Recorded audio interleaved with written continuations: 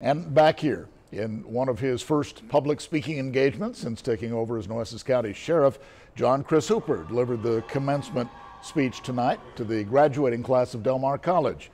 Tonight, nearly 800 students walked the stage at the American Bank Center, including one graduate who had a very special thank you tonight for the doctors and nurses at Driscoll Children's Hospital. My mom, a lot of family members, and then the staff at Driscoll Children's Hospital are taking care of my little one right now. He had surgery yesterday, so he's been in ICU for 2 days, and I'm grateful and blessed that they were able to watch him so I could be here tonight. Some pretty nice people at Driscoll. In all, nearly 800 associate degrees and certificates handed out today. Our congratulations go out to all of them.